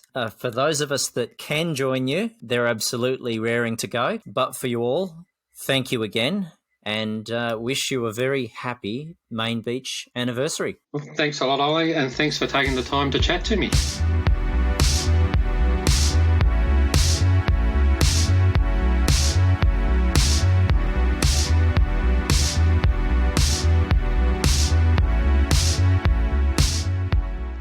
Alison here, reporting in for the Channel 5 news crew in New Zealand. Now this parkrun day I've come over to Tauranga Parkrun for their 133rd event. Now Tauranga is a Māori name meaning safe anchorage or resting place. We're in the Bay of Plenty in New Zealand, and this course it's almost 4 years old. They turn 4 next month. I was here for their inaugural event, and even in that time I think this is only my 3rd visit, so I really need to get here a bit more often. So this course, I'm going to hopefully find some people who can tell you about this course. So I'm here with Warren at Tauranga Parkrun, and Warren was one of the founding core team members here. So thanks for coming on the show, Warren. Oh, thank you so much for being on the show. Yeah. What can you tell us about the course here at Tauranga? Well, it's a 5K like everybody knows. It's the most beautiful, awesome and wonderful track in New Zealand. If you're ever around in Tauranga, please come past and take a run. It's a 2.5K forward and a 2.5K back. And what about the scenery around us? Oh, it's beautiful. We run along a nice flowing stream. Now and again you do see eels jumping in and out the water, and you do meet other people along the way, which are bikers and walkers as well. How did you get involved with parkrun? Well, I'm actually originally from South Africa. I used to do the parkrun there, where there was ranging from 800 people to 1,500. And when we got here to Tauranga, which we call home now, there wasn't a parkrun, and we got together with like-minded people and started it. Yeah. And you've been here ever since? Ever since, never moved. Yeah. We mentioned, before we started recording, we were talking about different parkruns that we'd run. Yeah. Not including Tauranga, what would be your top 3 parkruns? Well, I would say my one would be Taupo, which I ran in winters. Unforgettable was that one. And the one I did in Whangarei was beautiful as well. And Rotorua because of the smell. Cool. Thank you so much. Thank you. So I'm here with Peter Hall, who is a Tauranga Parkrun regular. So how did you find your run today, Peter? Yeah, brilliant. No, really good. Quite quick. So yeah, very happy with it. And can you tell us a bit about your parkrun story, how you came about to be at parkrun? Yes, well, I'm a business owner with New Zealand Home Loans here in Tauranga, and a lot of you may know, but originally we were the sponsors nationally. We were with Parkrun when it started in Lalor Hut in the early days, and all the way through for about 8 years until we ended our agreement a couple of years ago. And I was one of the main sort of founding members of the Tauranga Parkrun when it started through the sponsorship. So that's how I got started and enjoyed it ever since. How many runs have you done now? We're up to about 82, 83 now, so we've got 100 coming up. All things going to plan, probably around about sort of July I target, so looking forward to that one. Cool. You've got an interesting story that you probably would have got to your 100 a bit sooner. Yes, that's true. So last October I was out doing a training run, and I was unfortunate enough to suffer a cardiac arrest, and I collapsed on the run. Really fortunately, it was in an area that was quite well served by sort of people walking around and dog walkers and that sort of thing. It was about 7:30 in the morning, so it was reasonably busy, and I was found after a reasonably short time by somebody walking the dog who ran to the local road, main road, and stopped a couple of passers-by who fortunately for me knew CPR and were able to start CPR before the ambulance arrived, and consequently they did manage to sort of restart me and got me straight into hospital. And amazing story that I recovered really, really well to now be talking to you and running again, and looking forward to my 100th. And as I say, I'm extremely lucky to be here. And you said that while you weren't running, you did a lot of volunteering. Yes, that was really good. So within about 3 weeks of having the event, I was in the hospital for about 10 days. But as soon as I got out of that, I wanted to get straight back into sort of the community spirit and keep the connection with people rather than just sort of sitting at home and sort of wondering why and all that type of thing. So I got straight back into volunteering, did about a month of volunteering, which was great, and just kept me involved and seeing people and talking to people and encouraging others. And I targeted that I wanted to actually get out and do another run or start running again by Christmas. So I came along with one of my sons on the 19th of December, just a week before Christmas, and that was my first run after suffering the cardiac arrest, and we completed that. It was by no means a personal best, but we completed it. I've got to be honest, I was a bit nervous at the start line, but we got there and we did that, and parkrun has been a tremendous help with my recovery and in that regard, and a really good sort of thing amazing to sort of help me focus on recovery, keep involved with the community. The support I've had from fellow runners and the run directors here and volunteers has been amazing. And I really look forward to that, and I thank everybody for their help. I really do. That's the great thing about parkrun, though, isn't it? You don't have to be a runner to get enjoyment from it. No, not at all. No, I mean it's a weekly thing, obviously. Every Saturday morning, so many people look forward to it, just as a sort of a community thing, a weekly get together. You see some friends, some mates, and you're always supporting other runners. And it doesn't matter whether you're fast or slow, whether it's your first run or your 250th run. Everyone's out there to support each other. And then afterwards, we can catch up at the cafe just up the road here and have a cup of tea, have a coffee, and really just have a good old catch up from the week and just keep involved, keep contact. So it's really, really good, really good. And can you give us a plug for the cafe? A plug for the cafe? Yeah, it's the Whip Baker Cafe just up here in Historic Village. Fantastic coffee, great tea, great cakes, especially if you like chocolate. So head up there afterwards and enjoy yourself. Cool, thanks very much. That's good, pleasure, thank you. So I'm with Kat, who celebrated a milestone today, so tell us about that today, Kat. Today was my 50th parkrun milestone.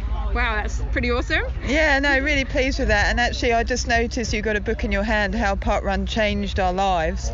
And that's certainly the case for us. I'm doing my first marathon in 6 weeks' time. Wow. And both my husband and I are sporty, but I'm a horse rider and he's a sailor. And running is something we found together through starting parkrun 2 years ago.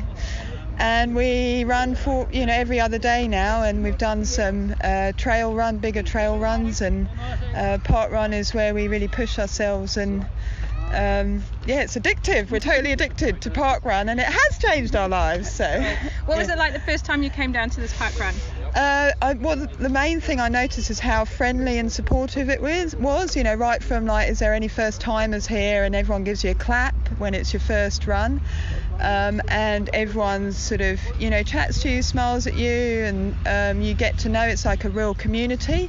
And then you make friends, and, everybody asks how you're going, if you're going for a PB, and so the more you come, the more people you get to know, and you're just waving hi to them as you go around the turn.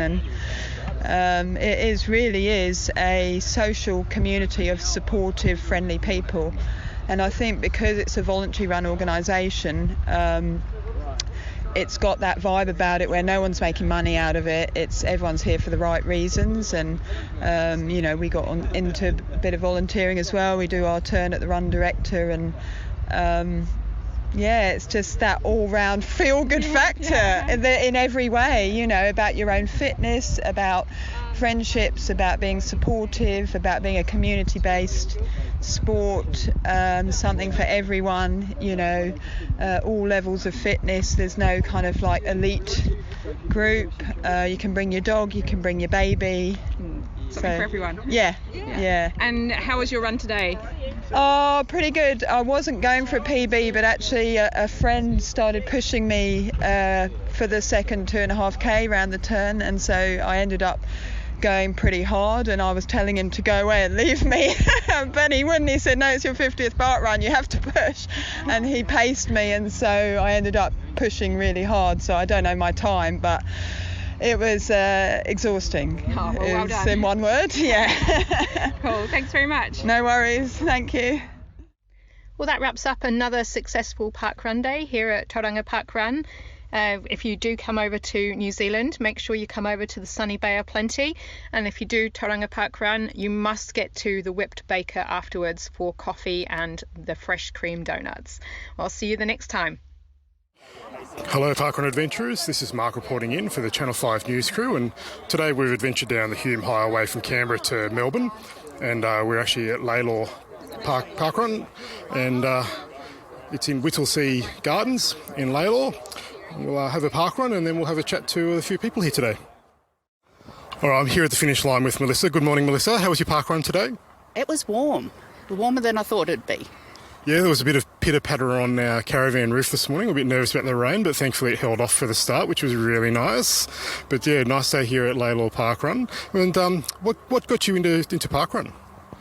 I was convinced after I quit drinking, because I had a bit of an alcohol problem for many years, and once I started up a fitness at a boot camp, someone suggested come along to parkrun, and they said all you had to do was walk.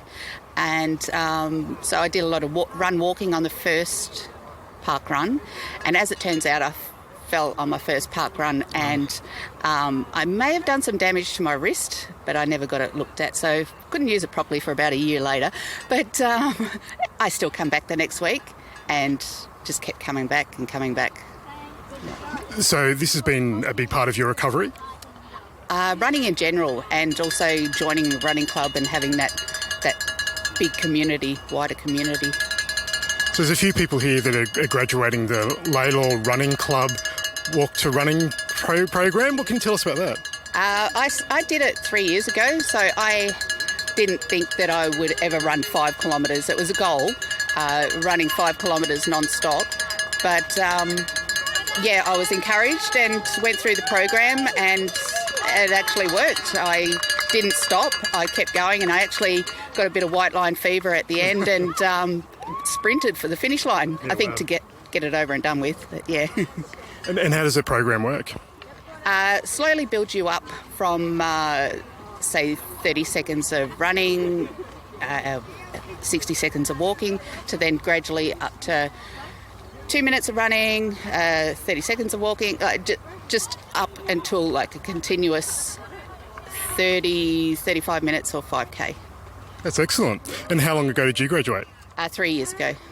There's a few people getting medals today, this is really cool. Like, it's a really supportive environment. Absolutely. Well, my daughter's actually at Aurora with another one of our club members, or actually our vice president, and yeah, we sort of divide and conquered because I had to be here for the graduates. I know what it was like to be supported when I did it. That's good. Now, you volunteer a bit at Parkrun. What's your favourite volunteer role? I would have to say handing out the barcodes, because you see everyone running for that finish line and really that big burst of energy at the end. Yeah. Excellent. All right, thanks for your time, Melissa. Thank you.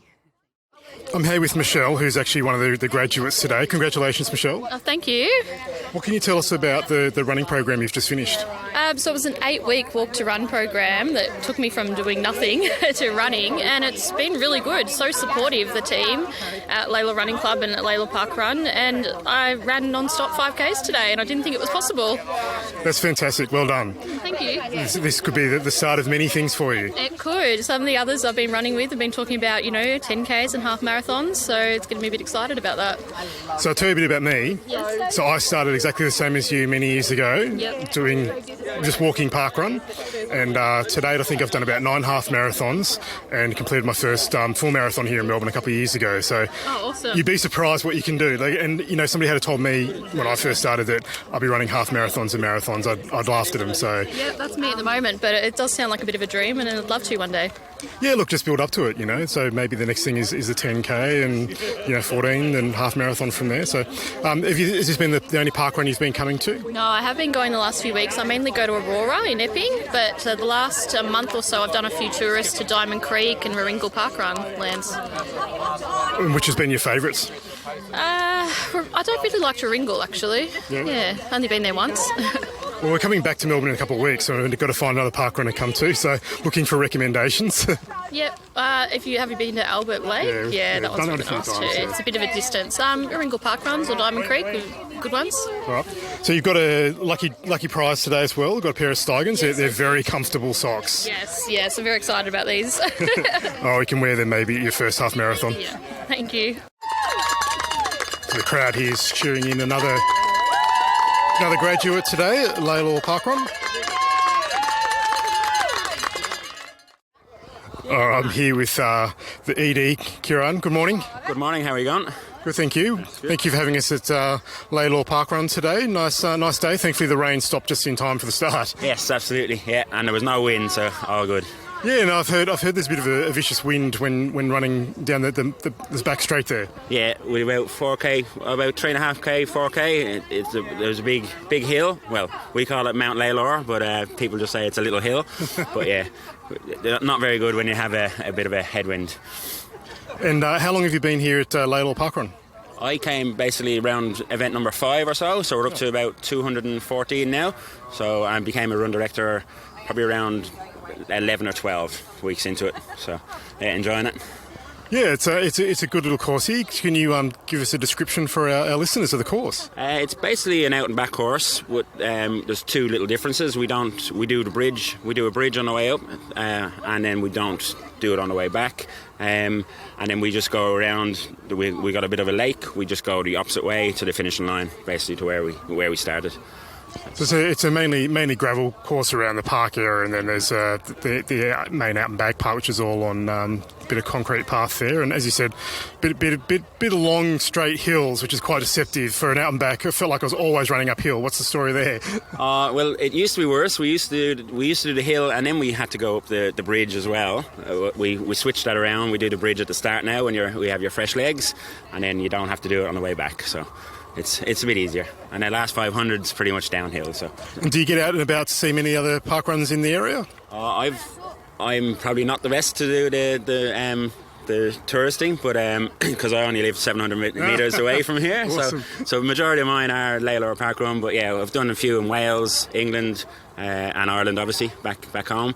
But yeah, I've been to probably 15, 16 different ones around, but I got to go a bit more. Yeah. All right, well, very much. Thanks for having us today, and we might see you at breakfast. Awesome. Okay, thanks.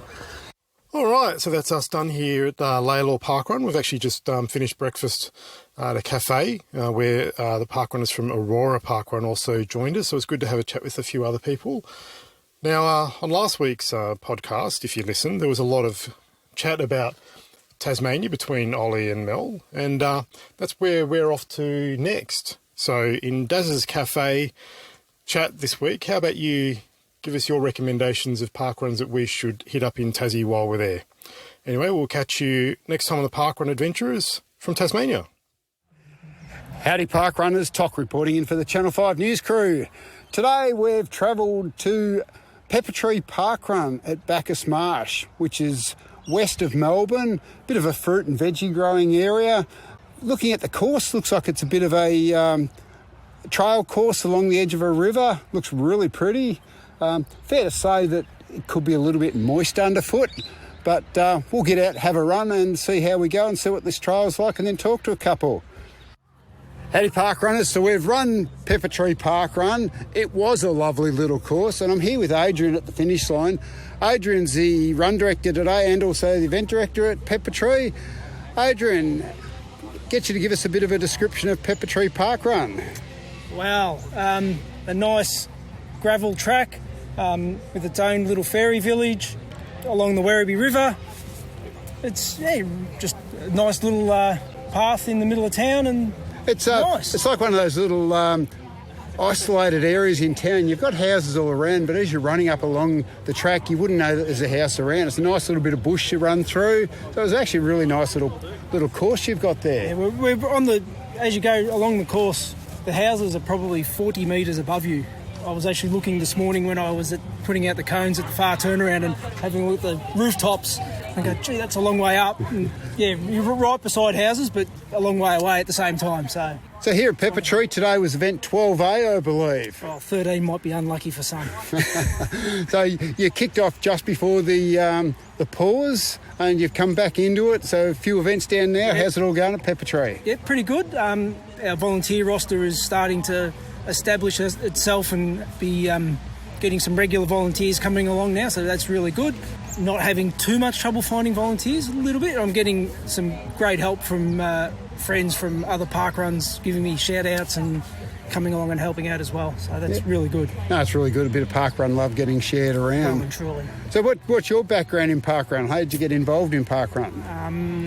One of the parents at the hockey club tried to get me involved, and then it took a while. Like most people, it takes a while for you to turn up. I then turned up, and so I started doing parkrun at Wyndham Vale, and I'd done 78 parkruns at Wyndham Vale out of about 118 or something I'm up to now, so only 10 locations. I'm not a big tourist, but I have done Canning River in WA and Chipping Norton in Sydney. Okay. So I've been around a little bit, but not too much. Yep, beautiful. All right, Adrian, we might wrap it up and go for coffee. Our last finishers are just coming in. Thanks for having us at Peppertree. It's an awesome course. Love the gorge, and we'll be back. Thank you for coming. Hey, parkrunners, I'm here at the finish line of Peppertree. We're just about wrapped up, starting to pack everything up. I'm here with Bronwyn. Bronwyn, you had a run today. You're one of the usual run directors here, I believe. Yes, I am. I had a run today and, the rain's coming down now, but very enjoyable run. It's lovely. It's sunshine, liquid sunshine. It's always sunny at parkrun. Yes, it is. Well, it's sunshine in smiling faces. So how many times do you get to run at Peppertree? I would say because we try and share it around, probably I'll try and do 1 in 2, one out of every 2. Yeah. So try and take a volunteering role that we can share it around and get to run. Yep. Yeah. And other than Peppertree, have you run any other courses? Down at Melton in Toolin, is it Toolin Park there? Toolin Creek? Yeah, Toolin Creek, yes. Yep. Yeah. So how many park runs have you actually run? Oh, I'm a newbie. I've only done probably maybe 13 or 14, I'd say. Okay, it looks like we've got to go for a photo, but it's good to see you out in course today. Big smiley face and lots of cheers. It was really good. Yeah, thanks for joining us. Lovely. Right, cheers. Okay. Thanks, Brian. G'day everyone, Cam here, calling in from the state with the youngest child syndrome, that's right, WA. And today, technically, I'm adventuring because I decided to hop in the car and go 15 minutes down the road to bright and beautiful Rockingham. Now, speaking of adventures, I wonder how often other people get out and adventure away from their home parkrun. Let's find out. Well, today I'm here with Pauline Harris and Olly. Mike Chitty. Mike. Well, gang, I hear that you may have travelled around a bit. Is this your home parkrun or not? Yes. Yes? Yes, it's my home parkrun, but I live in Narrogin, so it's a fair drive now. That's a bit of a travel for your home parkrun. How about you, sir? Yeah, it's my home parkrun, but I actually live in Mandurah. You people are crazy. Okay. So do you get out and about often, or is that a bit of a redundant question? Yes, I try and travel once a year, but at the moment I haven't, obviously. So I did my 250th parkrun in Florence. Nice. That's an achievement. My gosh. I'm very jealous. I'm always jealous. Yeah, my parkrun today is number 93, and it's the first time since a few months before COVID, so I'm excited to be back on the horse after such a long time not being able to. Yeah. Oh, that's lovely. I'm associated with a Pill running group, and they today got a minibus and they're going down to Bunbury to run in the parkrun. Everyone's going everywhere like crazy. All right, gang. Well, thanks very much for the chat, and I hope you have a great run. Thank you. Thanks, Cameron. Thank you. Cameron. That's great. Thank you. G'day. I'm here with Sue and Ian Palmer. From Geraldton. From Geraldton. And what parkrun's up at Geraldton? Marina Parkrun. We're doing our 50th parkrun at the marina today, but unfortunately we're not up there. Ah, right. So you've come for an adventure, and that's a pretty significant distance. Do you get out adventuring often at Geraldton? We've been to a few non-Geraldton parkruns. Out in Cobar would be the most remote one. Cobar? Where the heck is Cobar? In Outback New South Wales. Middle of New South Wales. That's a bit of a drive. I bet you would have had to get up early for that. Fortunately, we had our caravan. We were all parked up at the site. Oh, okay. Well, fantastic to see you down here at Rockingham. And I'm not going to hold my breath about seeing you around the traps, but I hope to see you around. You probably will. Yeah, we get around a bit. We get around. Fantastic. Well, happy park running. Thank you. Thank you. I'm here with one or two familiar faces, actually 4. Hello. Hi, hello. Hello. Hello. Hi. Now, I've seen you around the traps a little bit, so I assume you get out and adventure a little bit. Please insert name here. Leslie. Sathy. Kylie. Miranda. Now, do you get out and adventure very often to parkruns other than, say, Rockingham? Yeah, we get out. We've done Burswood, Applecross, Dawesville. When I go back to the UK, I've done Southampton and Romsey and a couple more over there. I've done one in New South Wales. Cool. Aubrey. Baldivis. That's it. Cool. Yay, Baldivis. I've done one in Cape Town, South Africa. Cape Town, South Africa? That's a bit of a drive. Yeah. Have to get up early for that one. So what appeal do you find in adventuring and getting out to a different parkrun? Meeting new people, different courses, yeah. They're all friendly. If you wear your shirt, especially the Run Down Under, they go, oh, what's that? So you can just spread the word. It's a good conversation starter, isn't it? Yeah. Just makes me run faster because I'm always trying to catch someone rather than being on my own. The strangers always run faster than your local, do they? Pretty much. Oh, Miranda? I don't actually go to other ones. Just here or Rockingham or Bellarmy's, that's it. Technically, that's still adventuring. I suppose I come here for the coffee after. The coffee. Yes, the coffee gets people in. Well, thank you very much, ladies. Lovely chatting with you, and I hope you have a great parkrun. Thank you. Hi, I'm here with Elizabeth. Elizabeth is today's run director. How are you going? Hi, I'm good, thank you. Lovely day. Oh, it certainly is. Rockingham has turned it on for all the runners here. How many people do you think we have today? Probably about 270, maybe. 270. I remember a few years ago you'd get sort of 300-400. It was crazy. I guess it's nice to even out a little bit. Well, maybe COVID might have put a stop to a few people travelling, maybe. I don't know. Maybe. So how's today gone so far? Smooth sailing? It's been very smooth, yeah. We've got a guy that's usually in our first finishers.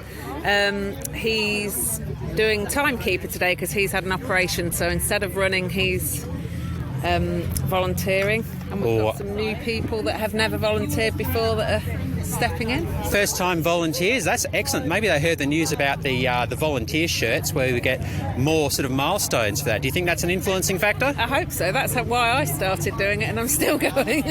You still earning that aubergine shirt for Volunteer 25? Yeah, I've got it on. Hey, there it is, under several layers. So, in addition to run directing, do you get out and have little adventures to other park runs very often? I've been down to Dawesville. Oh, I've also volunteered in the UK as well when I went on holiday. So, I had an operation on my foot, so I was out of action running-wise, but I did volunteering instead. Volunteerism, that is such a fun... I hear there's some people that go around and do that in the entire state, not mentioning anyone in particular. That's really good. Yeah, some people, they do crazy things. Well, it's lovely been chatting to you, Elizabeth, and I hope the rest of the event goes perfectly. Yeah, thank you. Look forward to seeing you again. Thanks. Hello, Parkrun Adventurers. James reporting in for the Channel 2 News crew. Today we're at Amesbury Heritage Trail Junior Parkrun. This is my first junior parkrun and I'm really excited to do it. So let's go talk to other kids. So we're at the finish line here with Hannah. So Hannah, what brought you to junior parkrun today? My mum. She's always been doing parkrun, and then she just dragged me over here, and now I'm really getting into it, waking up at 6 o'clock in the morning, doing heaps of runs. That's nice. So what did you like about the parkrun? I liked that you actually run it and sometimes walk, and it gets your health up and helps you run better. Yeah, that's right. Thanks for having a chat, Hannah. So I'm here with the host, Mel. So, Mel, what inspired you to start junior parkrun? Well, I took my little girl to Westerfolds Junior Parkrun and I saw how much fun all the kids had, and I wanted to bring that over to my area so all the kids here could have the same fun. Cool. So what do you like about junior parkrun? I like seeing all the happy little faces as they cross the finish line. Yeah, that's nice. Thanks for having a chat, Mel. Thank you, James. You did a great job. I'm here with Toc from the Channel 5 News crew. Today is volunteering at Amesbury Junior Parkrun. So what brought you to volunteer here? We thought we'd come down and have a look at how junior parkrun operates and give Mel a hand. All the team down here, it's been a bit of fun. It's a heap of fun out watching all the kids run around. And we just thought we'd come along and have a look. Yeah, that's nice. What volunteer role did you do today? I got here a bit early and did the warm-up leader, and I had a great time jumping around, just get the kids warmed up, ready for their run, trying to learn all the different things like the swimming and the gorilla stomp and all that was a bit of fun. And then we went out and marshalled on the Puddle of Doom, but the puddle wasn't there today because the course was pretty dry. Yeah, thanks for having a chat, Toc. No worries, Jade. Thanks a lot, and I hope you enjoyed it. I did. So we're done here with the Amesbury Heritage Trail Junior Parkrun. It's a very nice course, and I think you should come out and try it whenever you can. It's James from Channel 2 News crew. Mel, wasn't that lovely to hear from not just a wide range of the Channel 5 News crew, but the Channel 2 news crew as well. I know. How good did James do? He was fabulous and such a lovely little person to meet. No, top job, James, top job. Well, you've got a job any week you want. Yeah, look forward to hearing from you again, and it sounds like it was a special morning. I wonder if we can build a little crew for the Channel 2 news crew. I think that'd be great. Speaking of building a crew, we have built a crew. Well, we've added to a crew, haven't we? Surprise! We welcome Alison to the Channel 5 news crew. She came in on a Stephen Bradbury moment. Yes, yeah. Much like yourself, Olly. I don't know if technically I'm on the crew, to be perfectly honest. So I'm in no position to be inducting anyone.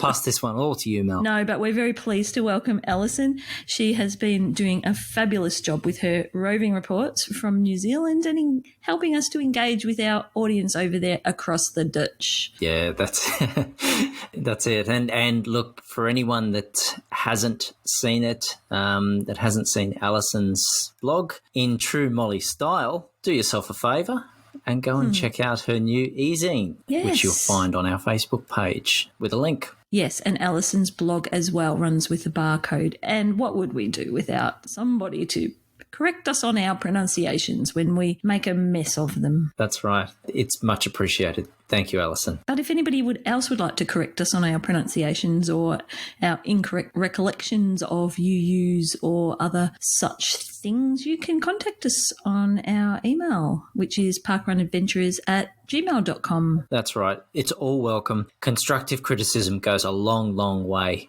And I'm sure there are many opportunities to correct that pronunciation. Gosh, I'm having trouble even saying the most basic words. It's getting late, Olly. It's been the marathon of podcast efforts. Yeah, I mean, we didn't say welcome back to part 3. My mistake there. But guess what? Part 3. Yes, we hope you enjoyed your intermission. And special thanks again to Paul. It was lovely to speak with Paul. It's very exciting to be seeing the main beach parkrun, the baby of parkrun back when it all started over here. So a huge congratulations to everyone involved in getting that started. We hope it's a fantastic parkrun day, or was, if you're listening to this after the event, of course, just to get that, time and relativity right. Because it took that long to listen to. Yeah. Just in time for its 12th birthday. If you couldn't fit the 3-hour episode into your commute to Main Beach, we apologise. But, that's right. Olly, maybe yes. there's a slight chance that we might have a live cross to Main Beach. But we can't promise anything because it's all reliant on borders being open. That's right. Yeah, that's exactly right. So once again, current context is that we have seen a couple of cases identified in the Brisbane area and in southeast Queensland there. We have seen a couple of days lockdown for the people of Brisbane. So we hope you're all well and you all manage. And at this point in time, recording early in the week ahead of Main Beach Parkrun's birthday, we're hoping for a fantastic day. Well, I'm just hoping that I can get there. Yes. Because my plan is to be at Main Beach's 10th anniversary, Olly, but I have got a few hurdles to jump through with red zones and border restrictions. But hopefully I can get there and we can manage a live on Saturday morning. Yeah. So tune in, everyone. Probably maybe after your parkrun experience, we'll obviously have it on the page there and share a bit of the festivity. But what have we got last but not least? Yeah, well, it has been a bit of a challenge stacking everything into this podcast. We've been so fortunate to hear from so many, and we really thank everyone for all of their contributions. We wanted to finish on a high, and after a lot of careful consideration about how we can finish on a high. I mean, what's that word for careful consideration when you've sort of got a problem solve? Yeah, there must be a term for it. Anyway, you tell me. Well, if there's anyone to ask, it's probably this person. So last but certainly not least, and just on that, if you do have any questions for said individual, please do reach out via our page or through the contact details that he will provide. We'll finish with the Informant.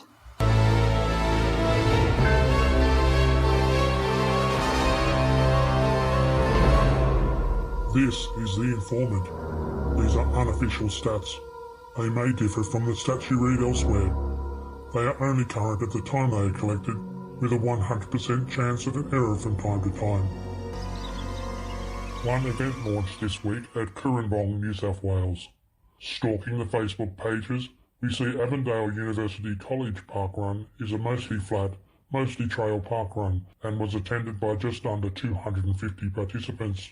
Overall numbers are similar to last week, up slightly but down on expected, due mostly to many cancellations in water-affected New South Wales. We had 442 runs held worldwide. 390 were in Australia and New Zealand, the remainder taking place in Japan, Russia, Guernsey and the Falkland Islands. Down under we had 42,556 runners out of 44,491 worldwide. This is up by around 2,500 on last week. We had 6,450 PBs, while 1,642 people participated for the first time. 152 juniors reached their 10 milestone, 192 reached their 50 milestone, 129 reached their 100 milestone, and 19 people reached their 250 milestone. A further 18 people called bingo. Peter Walker took the longest with 304 events. Jared Gibson was the quickest with 100 events, which is an Australia-New Zealand record. We have 7 new statespeople. We have Andrew Devereaux, Andrew Cheffers, Peter Smith, Darren Smith, Peter Mayer, Bernardo Palmer in the ACT, and across the Tasman we welcome Lizzie Elton Walters, who became a North Islander and Aotearoan. On the most Aussie New Zealand events list, 12 people moved 8 spots from 3 different locations. Melissa Flintjar, Nick Muir, Simon Nash, Lisa Nash moved to 151. Leif Mawson, Emily Steele, Brent Hale moved to 183. Karen Baralia, Joanne Parsons, Steve Amor, Joanne Blackburn, Jack Corkle moved to 234. In the top 20, Tony Jennings dropped down 1 to 14 when Kathleen Wallington ran a Kashula. Kevin Muller and Jan Bigham dropped 1 to 17 when Robin Wishworth moved to 15th at Gawler. Biggest Wilson mover of the week is John Ranger, who jumped 14, going from 22 to 36. Carol Parise from South Australia remains our highest Windexer, now on 172. There are no listener questions this week. However, I was fact-checked during last week's episode. Olly and Mel had the audacity to question on air how Brian Peters could run more events than has been held at our oldest event, Main Beach. Typical upper management, spinning about in their executive chairs, surrounded by motivational posters, trying to figure out how to fit words like heuristic and synergy into general conversation. We'll buckle up and take a strong grip of the stress ball as we dive in. There have been 486 non-COVID Saturdays since the Main Beach launch day. There was no event on 20 of those Saturdays, which is 466, but there were 5 Christmas Day events, which comes to 471.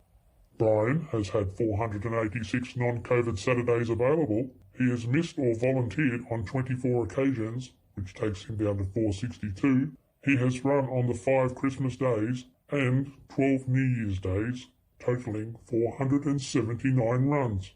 Now, please excuse me while I go and discuss this with my union rep. If you're keen to look at these stats in more detail, they can be found on my blog, theinformant.me. That's the informant, all one word, .me. This has been The Informant, and my spreadsheet is much bigger than yours.